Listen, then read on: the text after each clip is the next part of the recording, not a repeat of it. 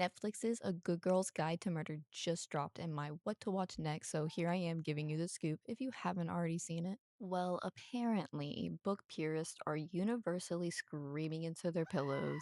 If you read Holly Jackson's masterpiece, you know Pip Fitz-Amobi is a hyper-organized, rule-following clinical researcher driven by a fierce moral compass. But Hollywood executives apparently sat in a boardroom and decided, nah, that's boring. Let's make her an edgy, trauma fueled, shoplifting stalker who breaks into basements. Because that's clearly modern normal.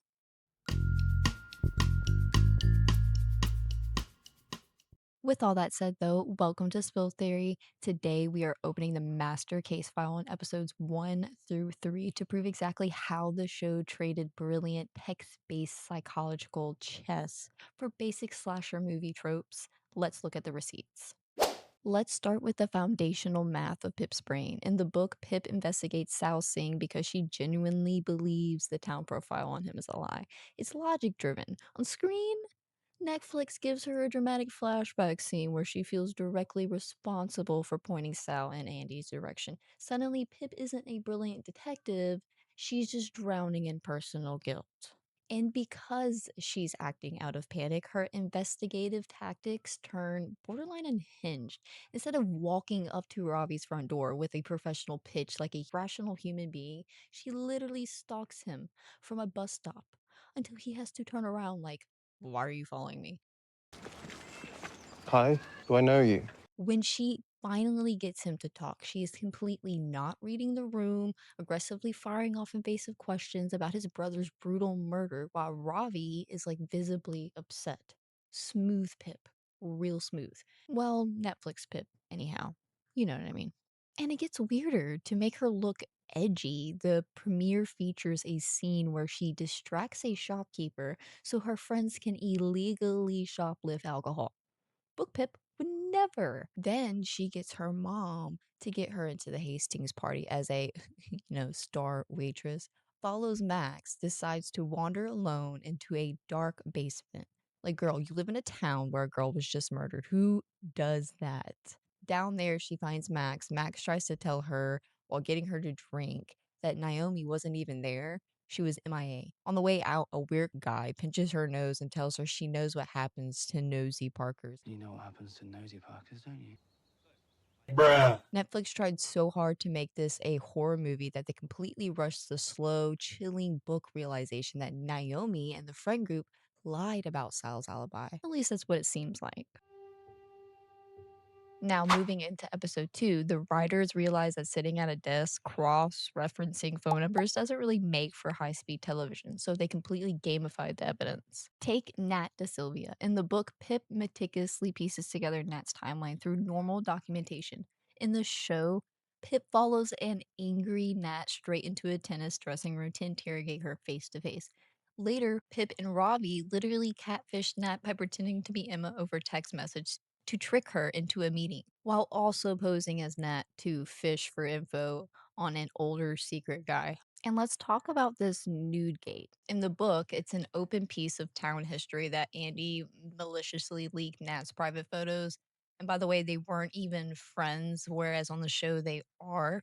But on screen, Robbie claims no one knows who did it, forcing Pip to play digital analyst, basically map out a chronological social media timeline and pitch the theory that Andy did it to establish a revenge motive. But out of all the scenes so far, the prize for the most ridiculous Netflix edition goes to the Charlie camping trip. Pip and her crew go into the woods, play a literal middle school ghost game with pencils to ask if Andy is buried there. Are you there? And then later get hunted by a cloaked figure when they go to use the restroom. There's someone there. Pip falls down, a man runs away, and then later she finds a physical note under her pillow saying, "Stop digging, Pip." It's giving like classic slasher, throwing out all the psychological dread of the book where the threats were delivered way more clinically to her locker and email logs. By episode 3, the show goes full Mission Impossible. To get into the underground calamity party, Pip doesn't just ask around like a smart detective like in the book. She finds a risque guy on social media and pretends she can help him, use his account to go viral. But instead, she illegally hacks his DMs to find a secret entrance code, black banana bears, which are literal coordinates in the middle of nowhere. Now, once she's at this rave, how do you think she finds Andy's drug dealer?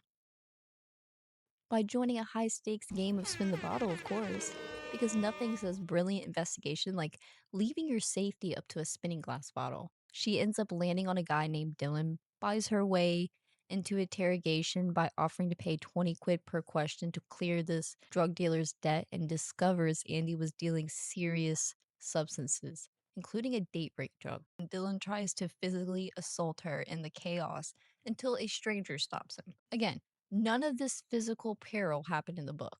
It's manufactured adrenaline. To cap off the trilogy of chaos, if you will, Pip and Ravi decide to casually commit a felony by breaking into the Bell family home using a spare key under a flower pot. They are looking for Andy's secret toy rabbit, I think, that holds her burner phone and drug stash.